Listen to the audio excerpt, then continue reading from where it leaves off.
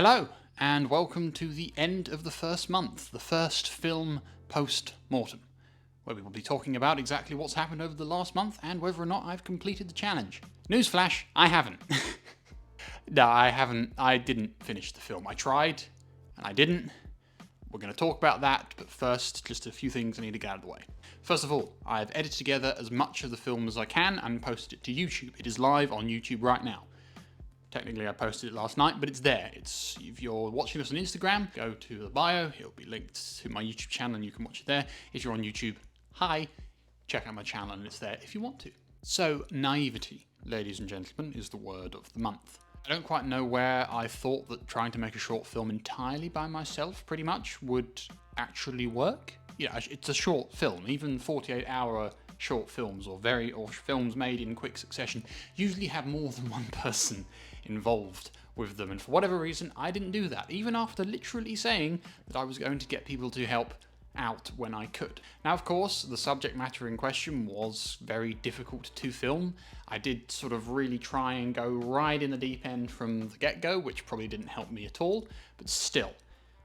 Reflection is a wonderful thing, and I'm glad I'm doing it, but I realised that I tried to do far too much on my own and sort of paid the consequence for that. Now, I'm not saying that I'm not proud of what I've created. I really am. I'm really happy with a lot of what I managed to do in this film. You know, the look, the style, the feel, and the atmosphere that I was able to create is really, really cool. And of course, the Sony A7 III just continues to amaze me with its low light capabilities.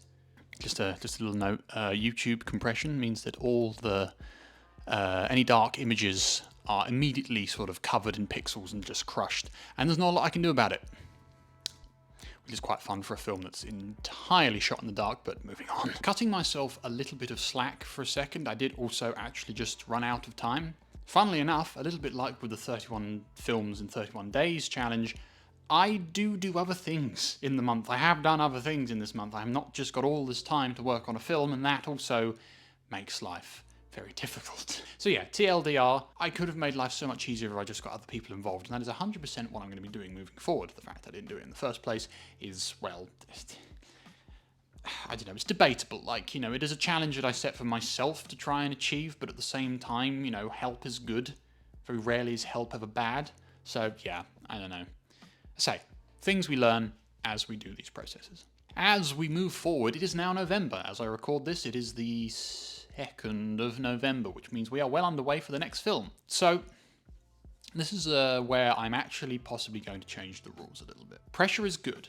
Pressure can be very, very useful. Pressure can make you do incredible things in very short periods of time. It can make you think outside the box, and it can make you create anything in a way that you would have never have thought before if you had time. However, the amount of stress that I've been under over the last month, if I'm being really honest, is pretty high. Now, you can argue that a lot of that was self-inflicted, again, with me not getting any help from anyone, but having the end of the month of the cutoff really sort of put into perspective just how much work I had to do.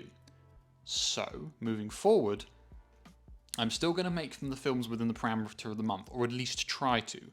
But if I get to a situation which I sort of had with this film, where, say, 2/3 of the film are done, like, it's not like I didn't get very far. There was another sequence I wanted to shoot, and I would have liked to do some changes at the beginning, and then that would have been it. We get the main bulk of the story is there. But if I get to a situation like that again, I think I'm going to allow myself to complete the film. If I'm so close to creating something which I'm really proud of, why not finish it? You know? And so that's the little tweak I'm going to make moving forward. I'm still going to try and do as much as I can in the month. And hey, if I can complete a whole film in a month, excellent. That's 100% something to strive for, which I am proud of.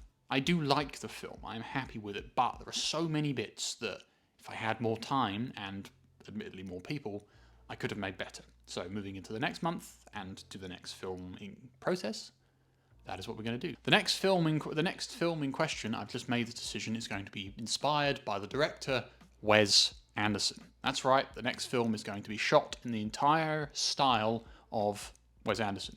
He has a very distinct style that's very inspired by the 1920s, and I'm really excited to sort of get stuck into it. But thank you to all the people who did help. The people who did help, the actors who did voice acting for me, and the friends and family who did come and assist when I needed them. You're incredible.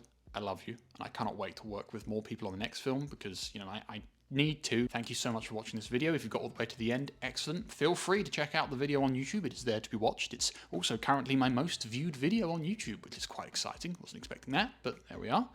And yeah, I'll see you in the next one. See you around.